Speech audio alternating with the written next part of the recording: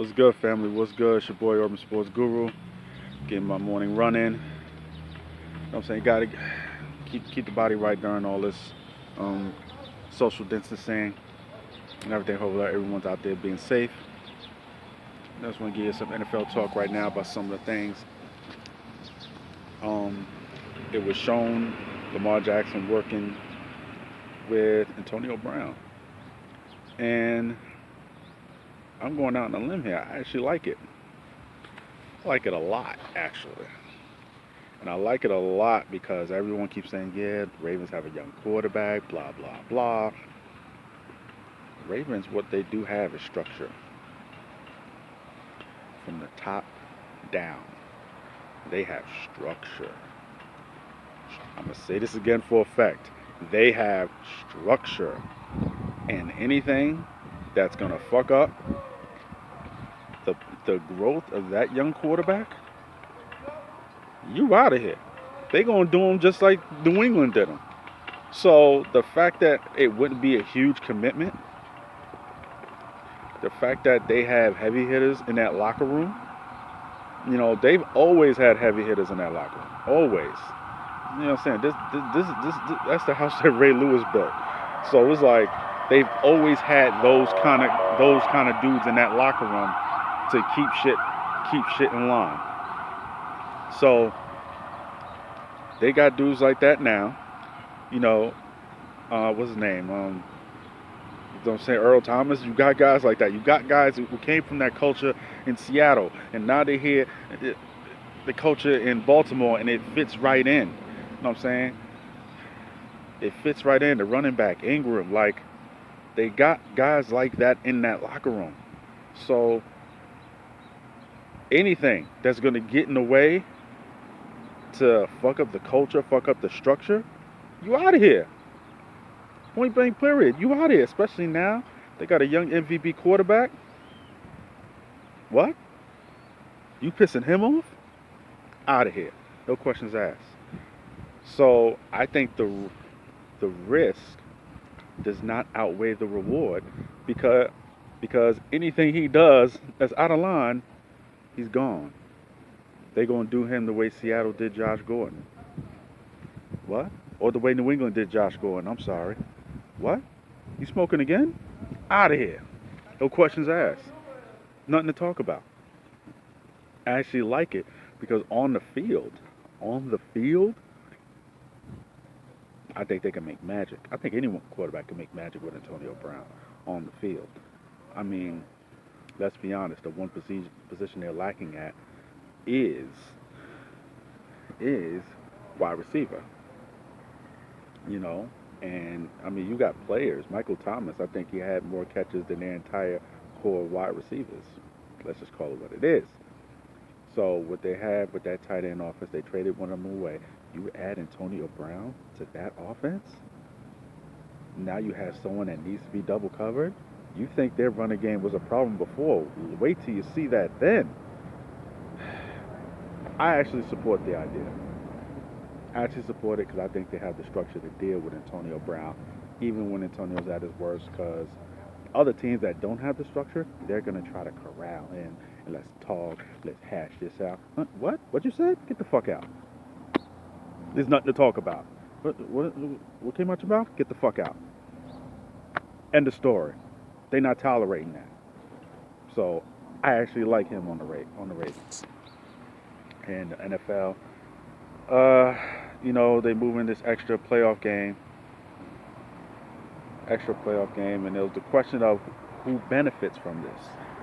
And I think the real benefit is going to be to the NFC, and let me tell you why. The AFC is very top heavy. Very top heavy. We have probably the two best teams on paper. The two best teams are in the AFC. After that, look how loaded. There's only two teams in the AFC that I think have legitimate Super Bowl aspirations. Legitimate. Keyword legitimate. Because there are some good teams. Like if Andrew Luck was still on Indianapolis, but then who is he going to throw to outside of T.Y. Hilton? You ask the same question now for Phillip Rivers. But There's only two teams that have real aspirations for that, legitimate, that you could look at and say, okay, this could be a Super Bowl team in the AFC. In the NFC, let's just go division by division.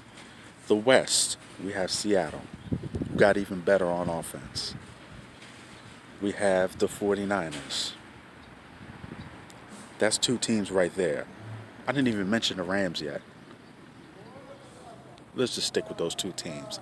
Let's go to the Central. Is Aaron Rodgers still playing? That's three. Aaron Rodgers and the defense can compete to get to the Super Bowl. Now we got Minnesota. Minnesota's still loaded. I mean, I think they'll miss Stephon Diggs. Look, Stephon Diggs belongs. Adam Thielen's still healthy. And a lot of receivers in this draft. They haven't re-signed Everson Griffin. What I think they're going to do, of course, I have no inside information here. I think they're finally going to turn Anthony Barr loose and let him rush the quarterback. If y'all remember, that was one of the bargaining points that the Jets had given him when he was going to go to New York. He was finally going to be allowed to go after the quarterback. This is what he did in college. This is exactly what he did in college. He's having to play off the ball. He's such a great athlete. He's still good at that. He's still a Pro Bowler. But what he does, he goes upfield. Let him go after the quarterback. I think they're letting Everson Griffin go so you can team him up with Danielle Hunter. And let's go. Let's go. Meet you at the quarterback. That's what I think they're going to do. Minnesota's still loaded. That's four teams already. That's NFC North. Let's deal with the other division. NFC North. NFC South. We have New Orleans. We now have, because Tom Brady's there, we got Tampa. And my personal opinion, you got Atlanta. That's 7 teams right there. That's 7 teams right there. The NFC is so fucking loaded. So you could have a team in the NFC, get that last seed, and be just about as good as the team to get the first seed. In the AFC, the gap between that number one team, whether it looks like it'll be Baltimore or Kansas City, who will be that number one team that get the bye, maybe, and I stress this when I say this because I like the defense they bring it back, maybe the Pittsburgh Steelers, but the gap between the number one seed and that last seed in the AFC is going to be so great. Even if that last seed wins a playoff game, they'll be underdogs by 14 points against Baltimore, against Kansas City. The number one, the last seed in the NFC is not going to be no 14-point underdog against the number one seed in the NFC. They're not. No, they won't. No, they will not.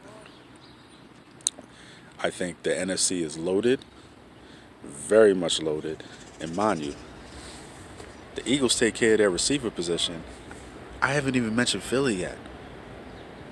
Cowboys, y'all know how much I hate them, but I actually like what they're doing on defense.